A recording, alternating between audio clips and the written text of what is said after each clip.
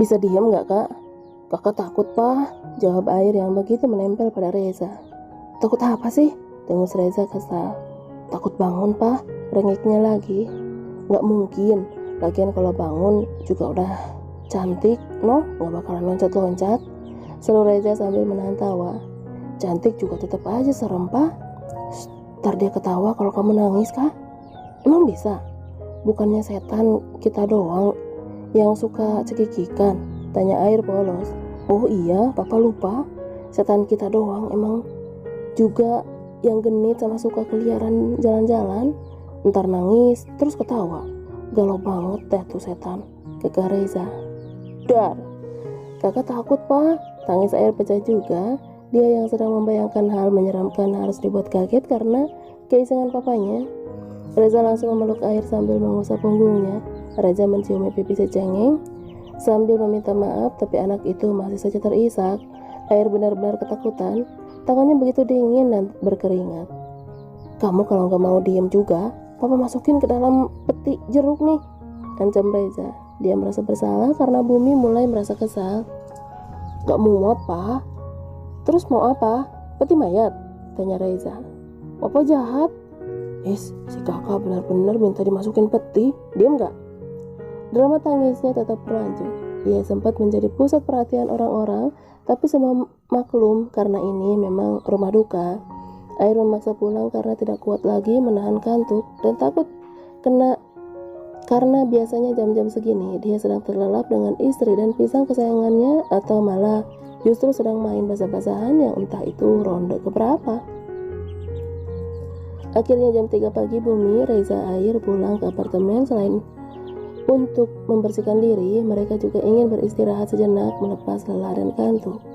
Prosesnya yang begitu panjang membuat ketiganya begitu merasa kelelahan, apalagi Air yang terus merengek di pelukan papanya karena rasa takut. Ceklek. Bumi membuka pintu kamarnya. Dia tertegun di ambang pintu saat melihat kayangan tertidur di meja belajarnya. Dia berjalan mendekat sambil merasakan perasaan tidak enak hati. Pemuda tampan itu mengusap kepala kayangan yang tertidur di atas lengannya sendiri.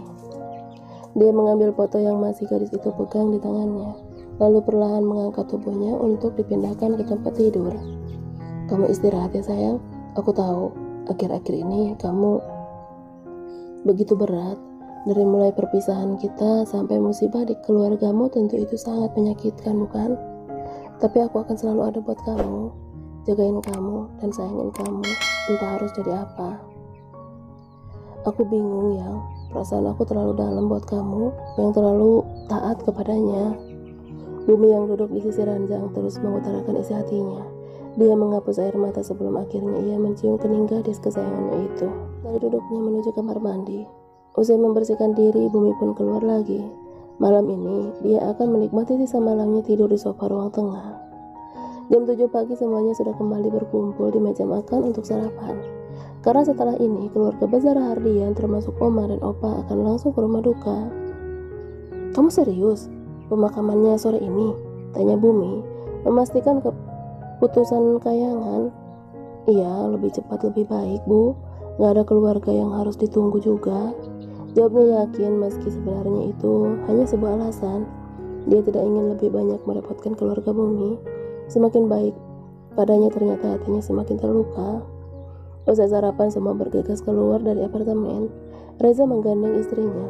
Begitupun si bungsu yang sedari tadi memaksa untuk ikut kini tengah dirangkul oleh langit. Sedangkan pasangan Air dan Hujan sedari tadi sibuk berdebat kecil karena pemuda itu terus menempel pada sang istri. Nanti di sana jangan nangis lagi ya kak, ejek Reza saat semua berada di dalam lift. Enggak, papa ini kan udah siang, aku udah kenyang, jawabnya sambil mencibir. Abis apa? Tanya Reza. Abis minum susu, bisiknya pelan di telinga Hujan. Gadis itu langsung memukulnya sampai semua akhirnya tergelak. Udah nggak takut kan kalau sampai di rumah duka? Tanya Hujan karena ia tidak ingin repot di sana. Siapa juga yang mau ke rumah duka? Ujarnya dengan senyum menggoda. Loh, kita kan ikut ke sana, Ay. Terus ini mau kemana? Ke hotel. Tring, terdengar bunyi notifikasi pesan di ponsel Reza saat ia baru saja memasuki area rumah duka di salah satu kawasan elit ibu kota. Tuan muda air dan nona muda hujan baru saja sampai di hotel Y. Kini keduanya sedang menuju kamar di lantai pribadi keluarga. Reza tersenyum simpul ketika membaca pesan yang dikirim oleh orang-orang kepercayaannya yang selalu cepat dan akurat memberikan info tentang anak-anaknya. Reza bukan tidak percaya pada ketiga buah hatinya, cuman dia hanya ingin bertindak sigap jika terjadi sesuatu kepada si kembar. "Mas," panggil Melisa sambil sedikit menyenggol suaminya. "Apa, Ra? Kakak sama Hujan kemana? Kok nggak ada?" tanya Humairahnya sembari mengedarkan pandangan. "Si kakak lagi mampir ke kebun dulu, Ra," jawab Reza dengan senyum kecil di sudut bibirnya. "Kebun apa? Ngapain?" tanya Melisa bingung. "Nanam cabe," kakak pria 3 anak itu sambil berbisik. Melisa yang bisa diam saat ia tidak paham dengan apa yang dimaksud suaminya. Kayangan yang berdiri di sisi mendiang ibunya terus menitikkan air mata. Bibirnya mungkin dengan mudah berkata ikhlas, tapi tidak dengan hatinya. Jika ia bisa mengulang waktu, mungkin ia ingin ibunya lah yang mengantar catering tempo hari. "Maafin ya Yang, Bu." Entah beberapa kali dia mengatakan itu. Permohonan maaf karena belum bisa menjadi putri yang dibanggakan. "Sabar sayang," bisik Bumi yang tidak pernah meninggalkan kayangan sedikit pun selama musibah menimpa gadis cantiknya itu. "Aku kuat, aku bisa kan?" ucapnya dengan senyum dipaksakan. "Pasti, ada aku untuk kamu. Aku akan terus mendampingin kamu sayang," balas Bumi yang langsung menarik tubuh langsing kayangan yang berbalut baju hitam. Kayangan pasrah dalam dekapan Bumi. Dia biarkan pemuda tampan itu menciumi pucuk kepalanya yang juga tertutup kain hitam. "Aku mencintaimu, bahkan kali ini bertambah berkali lipat-lipat mencintaimu," bisik Bumi yang pasti didengar oleh kayangan. "Aku ingin mengatakan itu juga, tapi sulit," balasnya yang merasa ini semakin menyakitkan. Setelah proses tutup peti, tepat pukul 3 sore, semua keluarga kayangan, kerabat dan beberapa tetangga beserta keluarga Bumi bergegas ke pemakaman umum komplek tempat kayangan tinggal. Gadis itu bersikukuh ingin memakamkan sang ibu di sana dengan alasan sudah membayar iuran kematian yang memang diadakan oleh pengurus tempat dia tinggal, meski sebenarnya dia hanya tidak ingin lebih merepotkan keluarga Rahardian. Sampai di tempat pemakaman umum, ternyata semua telah disiapkan. Beberapa kursi sudah berjajar rapi dan tenda besar pun sudah dipasang agar para pelayat yang mengantar bisa dengan nyaman mengikuti proses penguburan sampai selesai tanpa terganggu oleh teriknya sinar matahari. Perlahan kota kayu jati kualitas nomor 1 yang dipesan Reza itu akhirnya turun juga ke dalam tanah. Dengan diiringi doa dari para pendeta, acara pemakaman berjalan lancar dan penuh haru. Tangis kayangan pecah lagi saat tanah sudah mulai menutupi peti yang tersimpan jasad wanita yang melahirkannya itu. "Bu," lirih yang kini sudah berjongkok. Kini Melisa lah yang mengambil alih memeluk kayangan. Gadis itu benar-benar butuh pegangan dan sandaran untuk tubuhnya yang lemas. Sampai acara selesai, dia masih saja terisak lirih sambil memanggil ibu. "Baru sampai?" tanya Reza pada si sulung yang ikut juga di acara pemakaman. "Iya, Pak," jawab Air dengan pelan. Dia bersembunyi di belakang sang istri merasa takut. "Ada apa jam segini baru nongol?" tanya Reza lagi. "Ada si Komo lewat, Pak." "Masa?" seru Reza pura-pura terkejut. "Iya, gede banget," kata Air malu-malu, perasaannya mulai tidak enak. "Di lantai berapa tadi? Goda pria 3 anak itu pada putra pertamanya. "Lantai 18, Pak."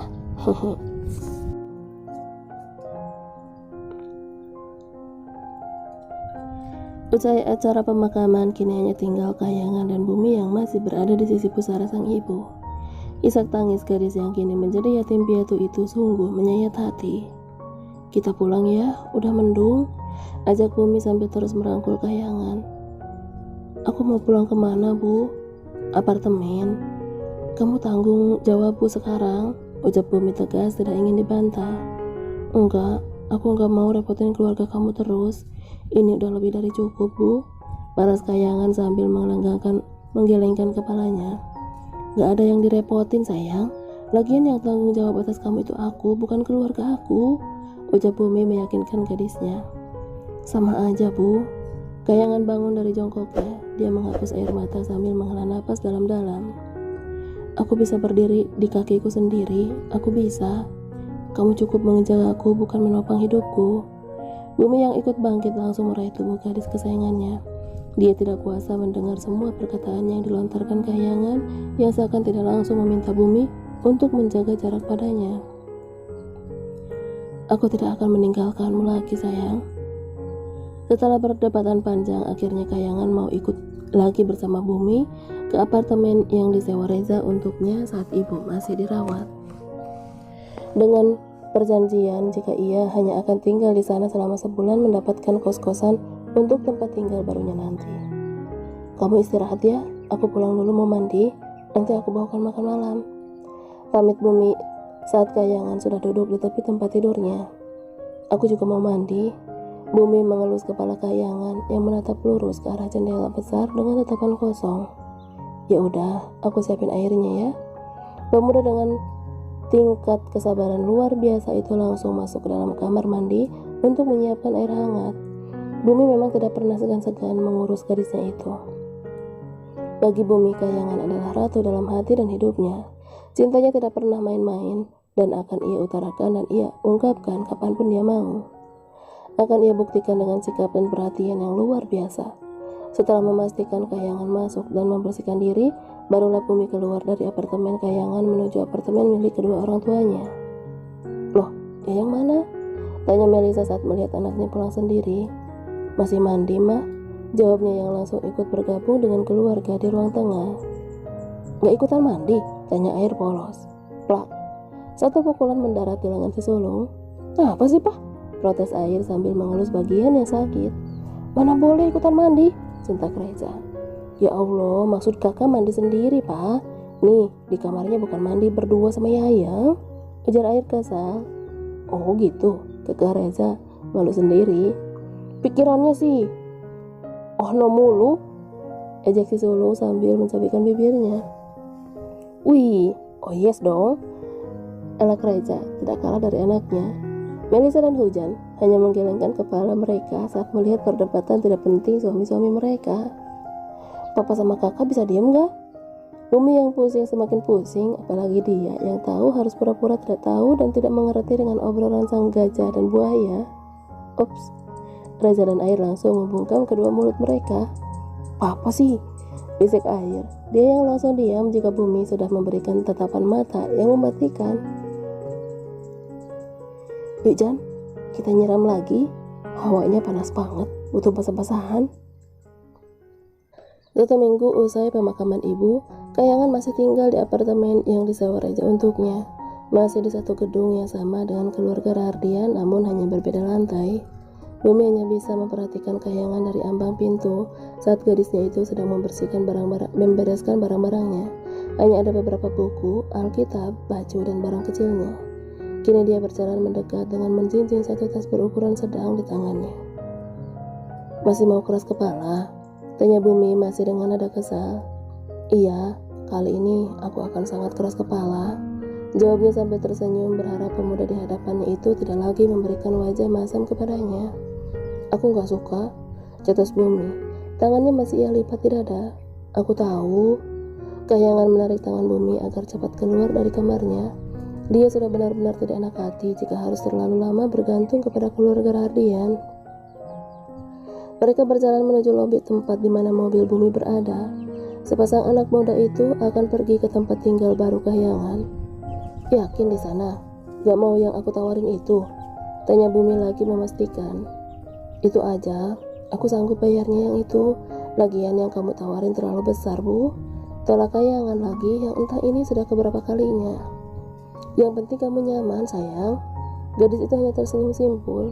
Ingin rasanya dia mengiyakan semua perkataan Bumi, tapi dia masih sadar diri untuk tahu posisinya saat ini sebagai apa. Aku benar-benar benci egoismenya kamu yang sakit kepala mikirnya. Dengus Bumi kesal. Maaf, Bu. Mobil berhenti di sebuah bangunan kos-kosan 3 lantai tidak jauh dari kampus Kahyangan menimba ilmu. Di sanalah kini gadis itu tinggal. Dia menyewa satu kamar dengan 2 petak ruangan di dalamnya. Keduanya berjalan menuju lantai 2 dengan menaiki tangga biasa.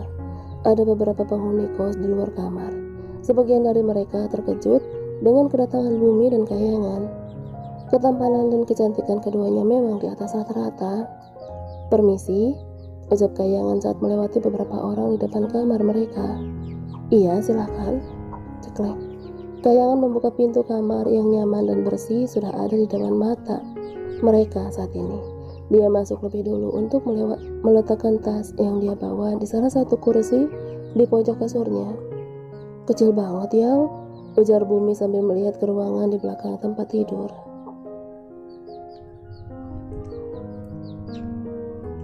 "Nggak apa-apa, cuma buat tidur aja kalau malam," jawabnya yang kini sedang merasakan empuknya kasur berukuran sedang itu.